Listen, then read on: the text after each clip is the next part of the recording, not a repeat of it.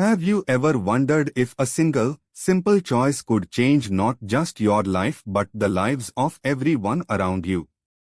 What if an act of pure, unthinking kindness could tear down walls you never even knew existed? In the dense, whispering forests of the Pacific Northwest, a place where mist clings to ancient trees and secrets are held in the damp earth, lived a man who was about to find out. His name was Finnegan O'Connell, and his heart was as quiet and closed off as the small, stone cottage he called home. He'd come from Ireland with a wife and daughter, their laughter the music of his life, but the treacherous sea had stolen them from him, leaving him with a silence so profound it had become a part of his soul. He'd travelled west as far as he could go, seeking not fortune but forgetting.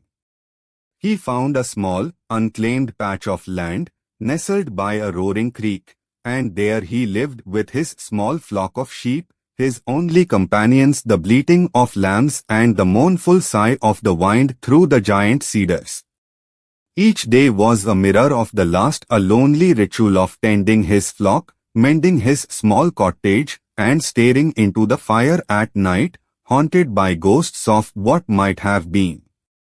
He was a man hollowed out by grief, a walking shadow in a world teeming with life. He believed his story was over. He was wrong. One cool, overcast morning, a ewe, heavy with lamb, had wandered from the flock. Finnegan, staff in hand, followed her tracks into the deeper woods, toward the thundering sound of the Black Rock Falls, a cascade of water that crashed into a deep, emerald pool below. The air grew thick with spray, and the roar of the water was deafening. It was a place few people ever ventured. As he navigated the slippery, moss-covered stones near the base of the falls, he heard something, a sound that didn't belong. It wasn't an animal, and it wasn't the wind. It was a soft, whimpering cry, almost completely swallowed by the waterfall's roar. He paused, his heart giving a small, unfamiliar lurch. He scanned the area, his eyes tracing the wall of water. There behind the cascade, he saw a dark opening, a small cave hidden by the curtain of water. Pushing aside his fear of the unknown, a fear that had kept him isolated for so long, he took a deep breath and stepped through the deluge. The world outside vanished, replaced by a dim, echoing chamber. And there, huddled in the far corner, was a child. A young girl, no older than 10, with skin the color of rich earth and hair as black as a raven's wing. Her clothes were simple deerskin, now soaked and torn. One of her ankles was swollen to twice its normal size, and her face was pale with pain and exhaustion. In that moment, Finnegan didn't see a stranger, or a native child from the tribes he'd been warned to avoid. He saw only the ghost of his own daughter's eyes, wide with fear. The hardened shell around his heart cracked. He moved slowly, deliberately, not wanting to frighten her further. He knelt a safe distance away, keeping his hands open and visible. "It's all right," he said, his voice raspy from disuse, the words feeling foreign on his tongue. "I'm not going to hurt you." The girl flinched, trying to pull herself deeper into the shadows of the small cave. Her dark eyes watched his every move, a mixture of terror and defiance burning within them. Finnegan simply sat, waiting, letting the steady rhythm of his breathing and the roar of the falls fill the space between them. He remembered a lullaby his mother used to sing, an old Gaelic tune about a lost bird finding its way home. He began to hum it softly, the melody weaving a fragile thread of peace in the tense air. The girl's posture softened almost imperceptibly. He reached into the leather pouch at his belt and pulled out a piece of dried apple, placing it gently on the rock between them before backing away again. She watched the apple, then looked back at him. Minutes stretched into an eternity.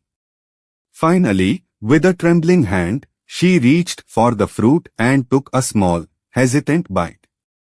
Seeing this small victory, Finnegan knew he couldn't leave her there. Her ankle needed care, and the chill of the cave was seeping into her bones. "Your leg," he said, pointing gently. "It's hurt. I have a home worn. I can help." He made a motion of lifting and carrying, then pointed towards the curtain of water and the forest beyond. She understood.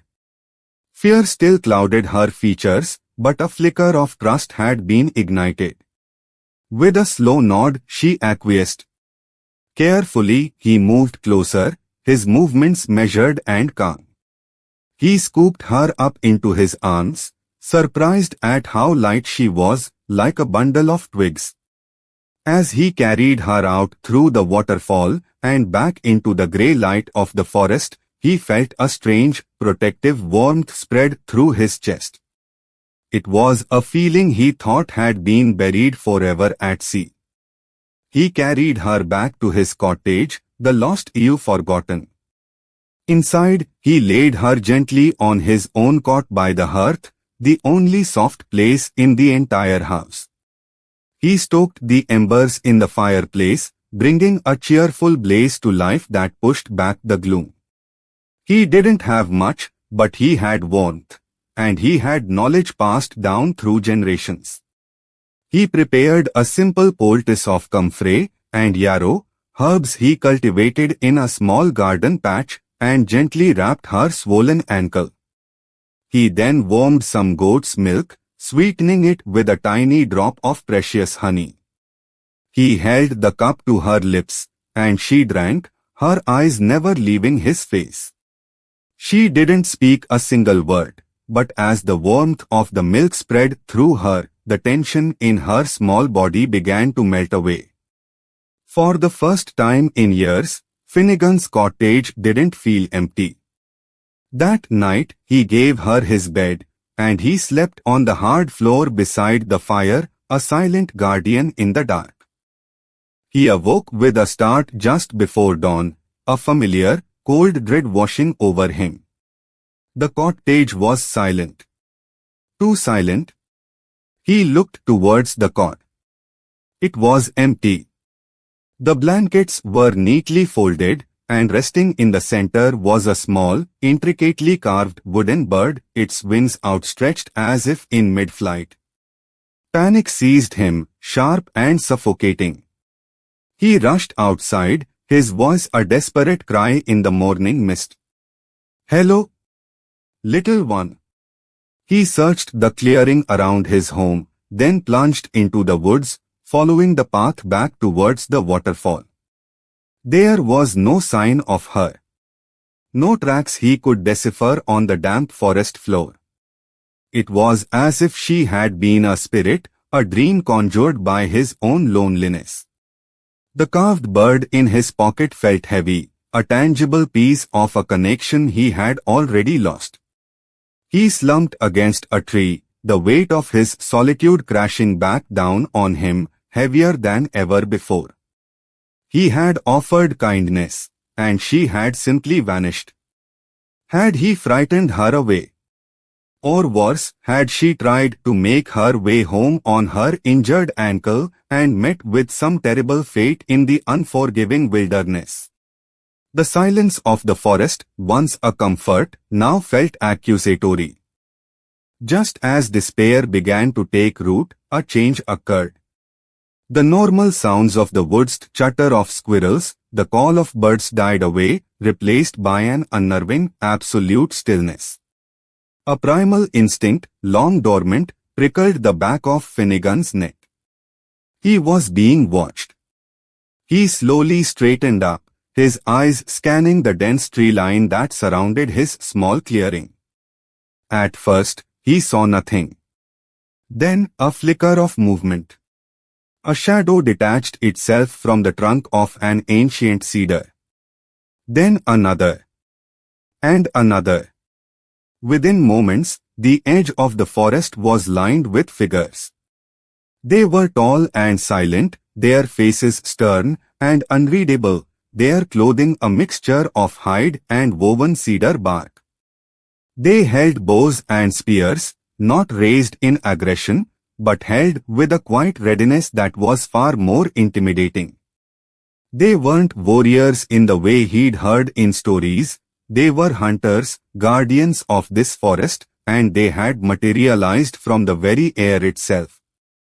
They had surrounded his home without making a single sound. Finnegan's blood ran cold. He stood frozen in the center of the clearing, his hand instinctively clutching the small wooden bird in his pocket. At the forefront of the group, a woman stepped forward. She was older than the others, her hair a cascade of silver and black, her face a beautiful map of wrinkles that spoke of seasons and sorrows and deep wisdom. She was, he sensed immediately, their leader. She walked towards him, her steps measured and sure, her dark, penetrating eyes fixed on his. She stopped just a few feet away, and the world seemed to hold its breath. The elder woman, Kaya, held his gaze for a long moment, searching for something in his eyes. Finnegan stood his ground, his heart hammering against his ribs, but he did not look away. He had faced the abyss of grief. This was a different kind of fear, but he would not let it master him. Finally, Kaya raised her hand, not in a threat but palm open. In it, she held a single, perfect eagle feather. The man with the sad eyes and the gentle hands, she said, her voice low and clear, carrying easily in the still air. My granddaughter, Lona, she speaks of you. Finnegan's breath caught in his throat. Relief, so potent it almost buckled his knees, flooded through him. The girl was safe. Lona. He finally had a name for her. He slowly pulled the small carved bird from his pocket and held it out on his own open palm. She left this, he said simply. I was afraid she was hurt or lost. Kaya's stern expression softened into something resembling a smile. She is a child of the forest. She knows the paths. Her ankle was a moment of carelessness, but her spirit is strong. She limped back to our winter camp before the moon was high. She told us everything. How you found her behind the falls. How you tended her wound. How you gave her your own bed and asked for nothing. Kaya took a step closer and looked around at Finnegan's small, solitary world humble cottage, the small flock of sheep huddled together nervously, the lonely plume of smoke rising from the chimney. Many of your people would have passed by, she said, her gaze returning to him. Or worse. They see us only as shadows, as something to be feared or driven away. But you saw a child in pain. She gestured to the people emerging from the trees. They were not just hunters, there were women and other elders, their faces now open and curious. Kindness is a debt that must be honored, Kaya declared. You have shown respect to the Cedar River people. We will now show respect to you. Finnegan was speechless. He had expected anger, suspicion, perhaps violence. He had not expected this profound, solemn gratitude. Before he could respond, the tribe began to move with a quiet, unified purpose. Several men walked over to his woodpile and, with startling efficiency, began chopping and stacking a supply of firewood that would last him the entire winter. A group of women approached his cottage, examining the thatched roof. One of them spoke to Kaya in their native tongue, pointing out areas where the weather had worn it thin. They began to bring out bundles of tightly woven cedar mats, and with a skill that was nothing short of artistry, they started to repair his roof, their hands moving in a blur of practiced motion. Another man approached Finnegan and presented him with a beautifully smoked salmon, its skin glistening. "For your cellar," he said in broken but clear English. "You have little. Now you have more." It wasn't a gift of charity, it was a gift of honor, a sharing of abundance from a people who understood the harshness of survival. Over the next few weeks, Finnegan's life was transformed. The Cedar River people became a quiet, steady presence. They didn't overwhelm him with noise or ceremony, their help was practical, meaningful.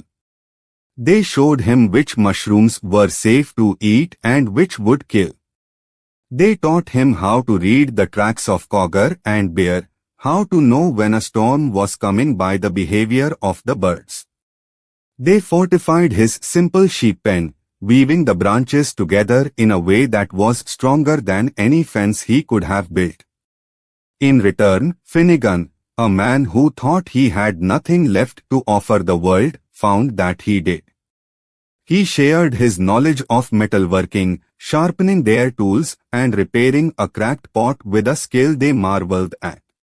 He showed them how to graft branches onto his apple trees, a concept that was entirely new to them. And he shared his stories. At night, sitting around a shared fire, he would tell them old Irish folk tales of mischievous sprites and brave heroes, his voice regaining its warmth and color. Lona was a frequent visitor. She would sit beside him, her ankle now fully healed, and watch him work. He began to teach her a few words of English, and she, in turn, taught him the names of the trees and the animals in her own language. A bond formed between the old, lonely man and the young, vibrant girl, a bridge of smiles and shared silence that needed few words. One evening, as the first snows of winter began to dust the mountain peaks, Kaya sat with him by the fire. "We have given you a name among our people," she said. "We call you Oakhart, for your quiet strength and the kindness that lives within." Finnegan looked at the faces around the fire, at Lona who smiled at him, and for the first time since he had lost his family, tears welled in his eyes. They were not tears of sorrow, but of overwhelming gratitude. He was no longer a shadow. He had a name. He had a home. Years melted into one another like snow in the spring. Finnegan O'Connell, the reclusive Irish farmer, became Oakhart, the friend of the Cedar River people. His beard turned the color of silver, and the lines on his face deepened, but his eyes were no longer sad. They held the light of community, the warmth of belonging. The cottage, with its expertly woven cedar roof that never leaked, became a place of meeting, a waypoint between the world of the settlers and the world of the tribe. Lona grew into a strong, wise young woman, and she always called him grandfather. The story of their first meeting became a legend, told to children in both communities, a tale of how a moment of simple humanity behind a roaring waterfall had forged a bond that no prejudice could break. The lesson wasn't written in any book or recorded in any official history. It was lived. It was etched in the memory of a people and in the enduring strength of a cottage roof.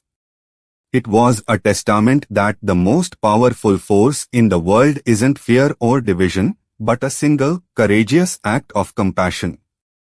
A choice to see a person, not a stranger, and to offer a hand instead of turning away.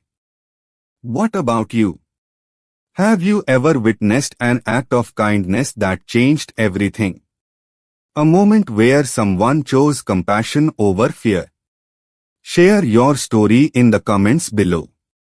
These are the tales that remind us of our shared humanity, and they deserve to be heard. If this story of Oakhart and Lona touched your heart, please give this video a thumbs up and share it with someone who might need a reminder of the good in the world. And don't forget to subscribe for more stories that explore the incredible power of human connection.